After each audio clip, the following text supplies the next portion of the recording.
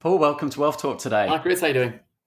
Yeah, I'm very well, thank you. Good to have you on. And we're really focusing today on, how you can use technology in business and specifically in property and hear about your journey of setting up Nimbus. So let's kick off with a little bit about what is Nimbus and your relationship to it. Yeah, totally. So I'm one of the co-founders here at Nimbus, and what we do is we have a bunch of online tools that allow you to find property opportunities, basically, then check where they work, and then also connect with owners either through agents because they're on the market, or whatever, or indeed through letter campaigns to try and drive off market opportunities.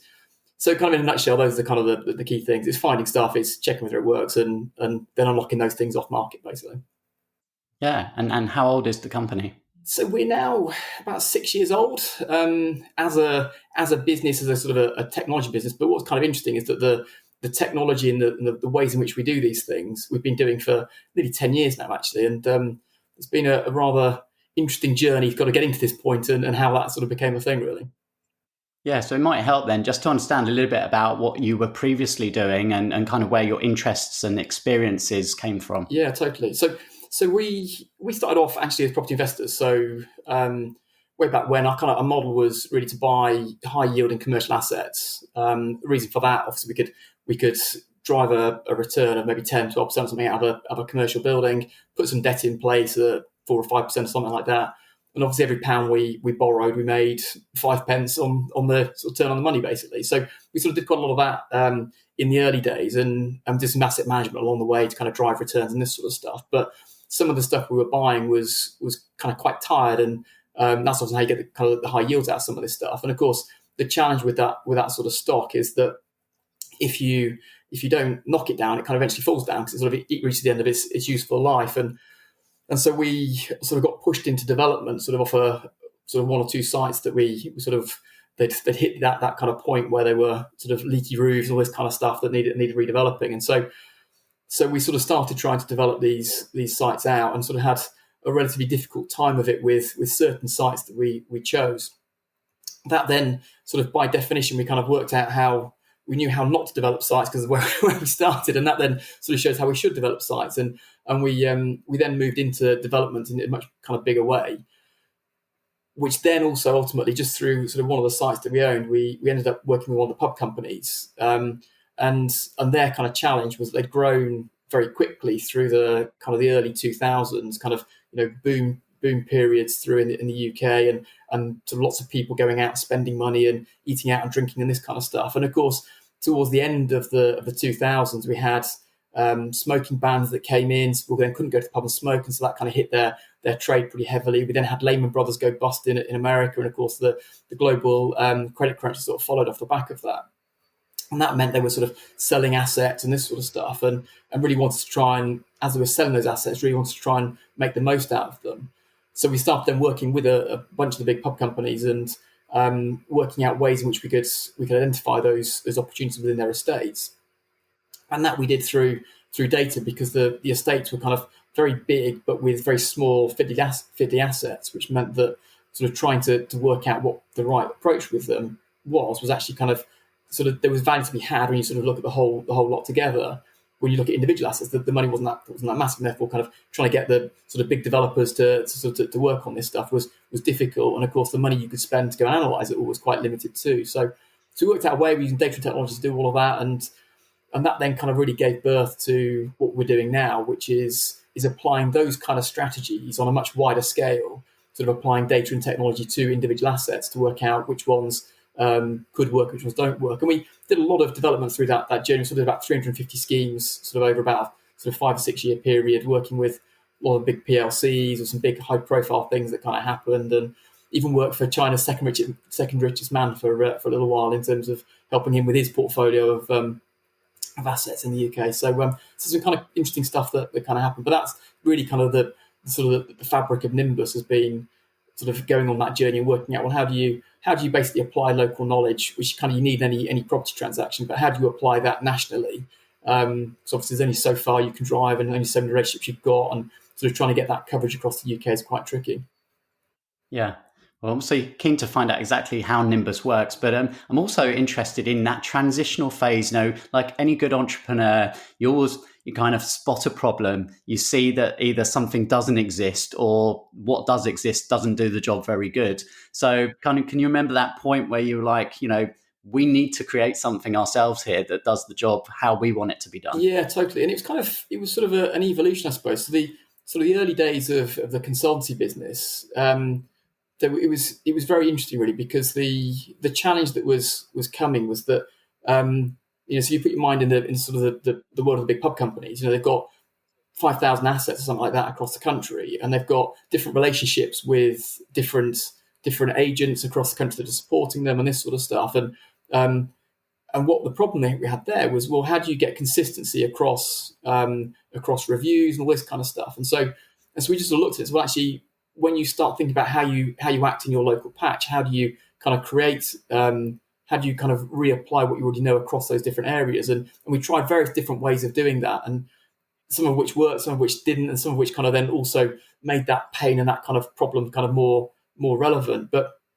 it was really interesting, because I suppose the big challenge is, once you have these ideas, you've still got to get market traction with them. You've got to kind of be able to explain it clearly to somebody to say, well, this is why you need this. And it's kind of very interesting as well, because often that takes you into kind of the world of ugly baby territory, where you're telling somebody that their process that they've created and crafted and sculpted themselves isn't really the right way to do it. And so that was a kind of an interesting challenge for us, is how do you kind of win the hearts and minds of people when you're sort of really saying that kind of what you're doing and what the industry standard isn't really kind of fit for purpose anymore. It was fine before, but it isn't now. And sort of trying to get people to understand that was quite tricky, really. So, but also, if you believe in it, you sort of push hard and you eventually get there, don't you, really? But it's an interesting challenge.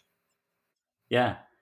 So let's talk more about, obviously, what the platform does and who is it aimed at specifically? Yeah, totally. So we aim the platform at property investors, property developers, and all the kind of professionals that hang off those people, basically. And so typically, some of the challenges you have are finding decent opportunities. Often we find that people will find an opportunity and then get very emotionally attached to it. You spend a lot of time in property kind of looking at the sort of nuts and bolts and does this work, does this not work? And that's very time consuming. It often can be quite expensive. And you sort of then get pushed to a point of saying, well, do you want to buy it or not? And you're sort of very emotionally committed and sort of then feel like you need to kind of write your name on that document and buy this thing.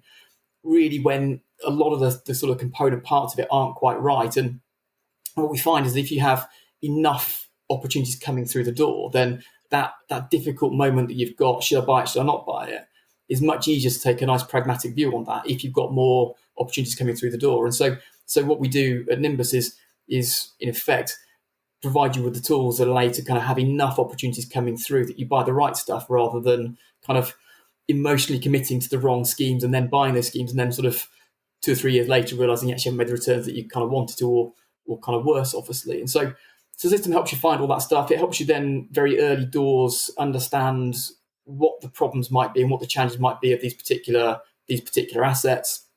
You've got certain things in mind. How do you find them? How do you make sure the ones that you've got that you are progressing with are actually going to work, in effect? And then part of that then is also kind of helping you connect with various owners that are going to be relevant, or connect with the right design team. So our development journey was particularly painful, and sort of the reason we got ourselves into such hot water along that journey was we had the wrong consultants. And actually, the way you can find the right consultants is they've got a track record. They're the ones that similar people to you or the people that you're trying to become are using elsewhere. And so we sort of created a suite of tools that allow us to do all of that stuff. And then obviously through the negotiations and this sort of stuff, there's comparables and this kind of stuff that you need. And really kind of what we've done is we've kind of replicated those things that we were particularly impressed with sort of through our property journey, and sort of then created the technology to replicate the things that we were particularly impressed with, frankly. A good example of that is, we were negotiating a deal with Costa on a site that we owned in central Warwick, and as we were going through that, we got a set of head terms from the agents, and understanding what those terms were that they would really accept was quite difficult, because it's the first deal we'd done with Costa. It was the first coffee shop sort of deal we'd done, and of course, what was kind of interesting is the lawyer we had instructed sent us through a lease that they just completed with Costa on a different site. And of course, that meant we could see, well, they've put these clauses in these heads of terms that they clearly don't necessarily need, because they've signed this lease over here without them in there. So we knew what we could negotiate, what we couldn't negotiate. And that kind of gave birth to some of the features we've got in Nimbus. So as a company export, I just kind of buy leases from different companies that you're working with, this sort of stuff. And so really just sort of mapping the problems that we had and where we sort of found some sort of innovative solutions through the old school, black book of the industry. Just then reapplying the technology to kind of make it a broader search and a more complete search that allows you to kind of use the same stuff we found helpful, but just through a web platform rather than getting lucky with a particular law that just so happened to have done something that was really useful for us. So that's kind of it in a nutshell. Yeah. So obviously it's helping property entrepreneurs save time, and it's ultimately probably helping them save money. Yep. And it sounds like there's education in there as well. So it's actually helping them learn and become better investors. Yeah, totally. So it's the stuff that we found as being particularly helpful.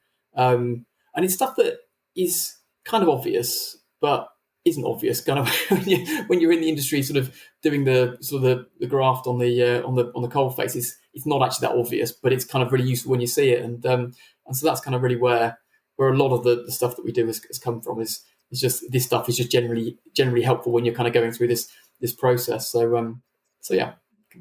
And just so we're clear, this is to find commercial deals, but also residential as well. Absolutely, yeah, absolutely. So we believe that a building's a building, and what you choose to do inside the building is up to you, subject to what the planners will let you do. And so we kind of really see a sort of the bricks and mortar, because an office building is very similar to a house or a block of flats or whatever. It's bricks and mortar with some wiring and some plumbing inside it and that sort of stuff. And so really kind of those changes really only come down to what can you get away with based on what the planning policies say. And so it's really kind of making sure that you can find the right ones. There's various reasons why you can't do certain things. It's make sure then we remove those out of your radar or off your radar, so you can really focus on the stuff that does work and really kind of be targeted with all of that. Mm.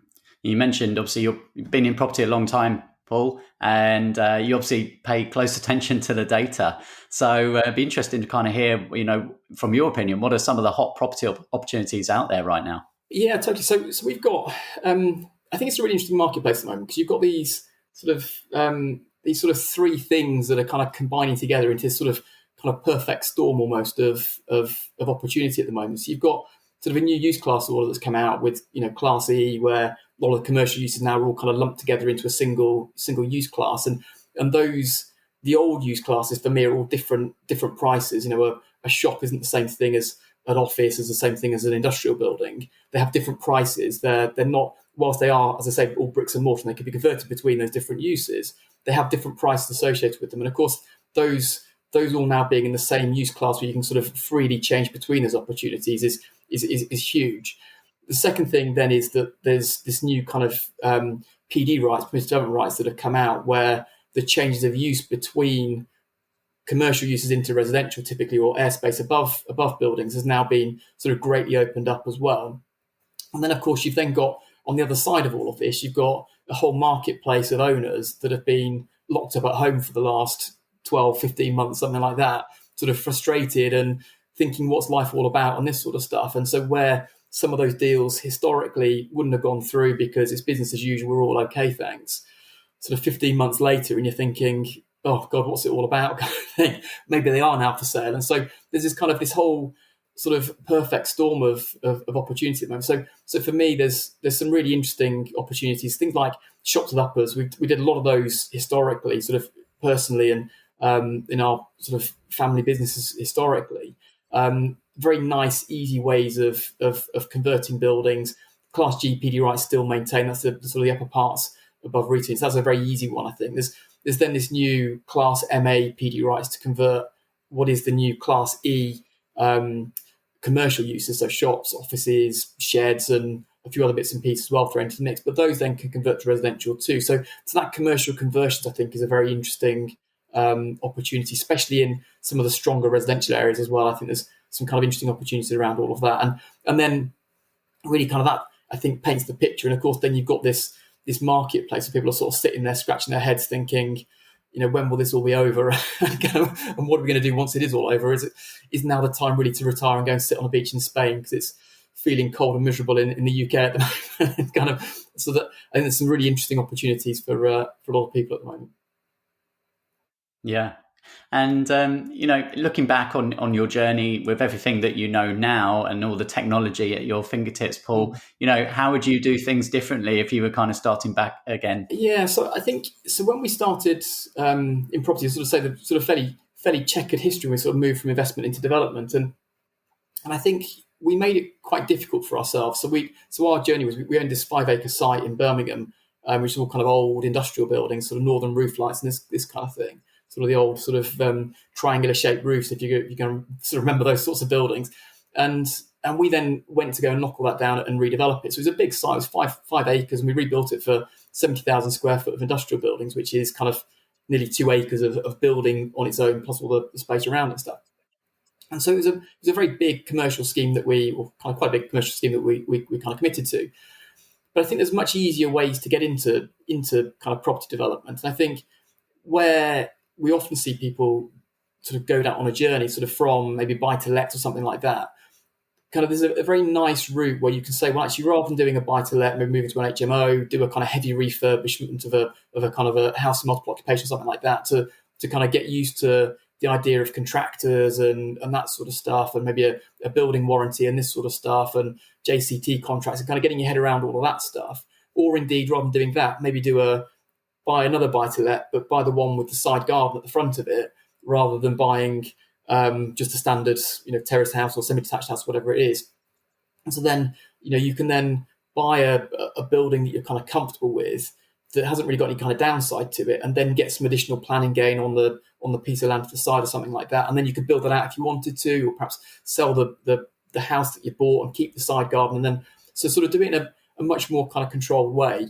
What we did was take a big site that was generating quite a lot of rent, knock the whole lot down, and then try and rebuild something else on top of it that was going to be worth a lot more, but without really knowing some of the constraints. And we had a lot of problems with the particular site that we chose to sort of kick it off with, which was particularly good for your learning, I suppose, but particularly challenging. There's a few sleepless nights along the way as well. So I think in my head, I'd have a much more controlled way of doing that. Things like shops opposite are very good as well, where you're sort of buying an existing building that you could just re-let based on the price you've paid and still make a return off the back of that. And then you're spending money on planning applications, this sort of stuff, and understanding that journey, rather than necessarily what we did, which is kind of, as I say, clear a site, get rid of all that income, that nice income that you had, and then the clock's kind of ticking for you to get the income generating again. It becomes quite painful really that way. Yeah, that sounds good. So if someone is listening now and they would like to kind of find out more about Nimbus and have a look around, see how it works, what's the best way of them going about that? Yeah, so on our website, nimbusmaps.co.uk, we've got a number of products. We've actually got a free product as well. So we've got a product called Nimbus Maps Essentials. So you can use that to find ownership. You can find some planning constraints out on it, this sort of stuff. You can find some building sizes and sales histories and this sort of stuff on it. So you can sign up for the free version. You can take a trial of our Elite platform. That's the kind of more powerful version. And we run webinars every week as well. So you can sort of come and join us on a webinar where we'll sort of bring in kind of interesting speakers. We've got Kevin coming and speaking with us shortly too. So come and join us for one of those and sort of hear what we've got to say. And as part of those, we always sort of talk about how our platform can help our existing users, or indeed new customers to Nimbus. And we can talk about how the system helps in the light of what we've been talking about and the sort of challenges that people are facing. So nimbusmaps.co.uk is a place to come and have a good dig around there. Watch some of the old webinars or something like that, and come and have a chat to us. Fantastic. Well, we have many of our members already using Nimbus, and always the feedback is excellent. So really appreciate you taking time sharing with us today, Paul, and good luck for the future. Fabulous. Great to be here. Thanks for having me.